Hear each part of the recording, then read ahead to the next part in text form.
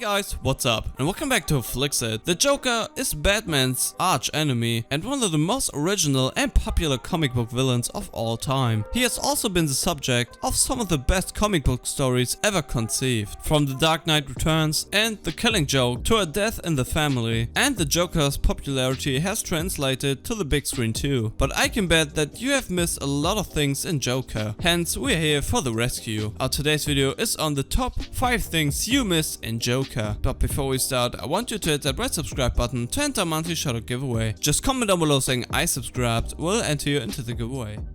Number 5. Alfred Pennyworth, as you've never seen him before. Speaking of the Waynes, this is Joker, so we don't spend a lot of time with them, but there's one sequence set in the grounds of Wayne Manor that'll please Batman fans, as he discovers his mother's belief that he was the legitimate son of Thomas Wayne. Fleck visits the stately home of Gotham's richest family. He briefly plays with a young Bruce, before a British employee pulls the boy away and has an altercation with Fleck. The character isn't named on screen, but you probably guessed who it was even before the credits confirmed it. Yes, this was indeed Alfred Pennyworth, Bruce's faithful butler, playing him in Douglas Hodge, who you might from his role in the likes of Black Mirror, Lost in Space and Red Sparrow. Much like Thomas Wayne, this isn't the typical portrayal of Alfred we're used to. Sure, he's just trying to get the kid he cares for away from this creepy intruder, but he still comes across as a bit of a jerk in his interaction with Fleck.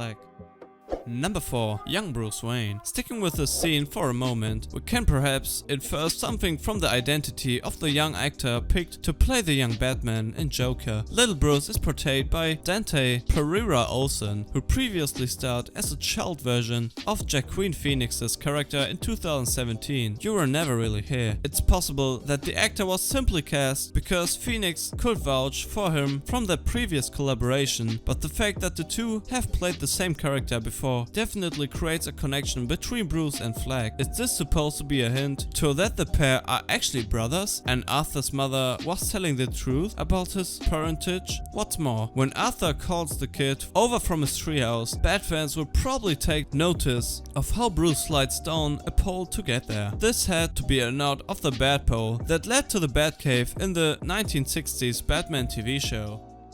Number 3. There are numerous cameos from famous faces that you might have missed in Joker, as they only feature in minor roles. Let's go through a few of them. One of the most notable is the administrative clerk at Arkham State Hospital, who gives Arthur the file on his mother. He is played by Brian Tyree Henry, who's previously voiced Jefferson Davis, Miles' father in Spider-Man Into the Spider-Verse. He'll soon play Preston in Marvel's The Eternals, so this role means he's now turned up in 3 different superhero universes. Elsewhere, remember when Arthur watches a clip of a fictional actor, Ethan Crane, on Murray Franklin's show, so he can copy the relaxed demeanor of the star? Well, Crane is actually played by Justin T-Rocks in a silent cameo.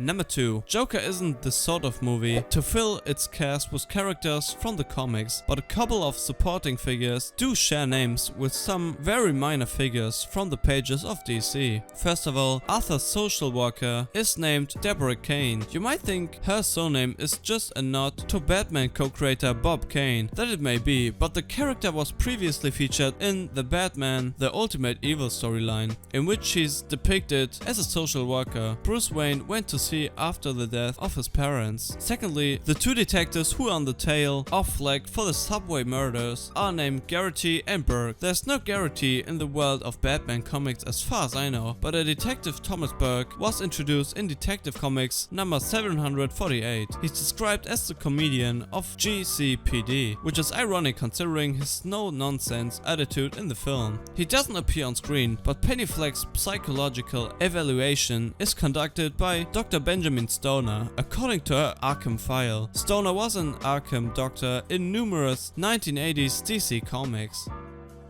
Number 1. If there are two comic books influences on Joker, it's The Killing Joke and The Dark Knight Returns, which also previously inspired the Dark Knight trilogy. The Killing Joke reveals that the Joker was once a struggling stand-up comic who was living a poverty-stricken existence, which is a concept that Joker runs with too. TKJ, however, has it taking just one bad day to turn this innocent man into the Joker, where the movie paints it as the accumulation of an entire lifetime of bad days that transforms him. That said, Arthur does say he's had a bad day at one point, calling back to Alan Moore's graphic novel. As for The Dark Knight Returns, Frank Miller's seminal comic features a scene in which an apparently benign Joker appears on a talk show, before ultimately revealing his sinister plans to kill the entire studio audience. Fleck doesn't go that far, but the way he initially harmless act devolves into killing Murray definitely recalls that moment.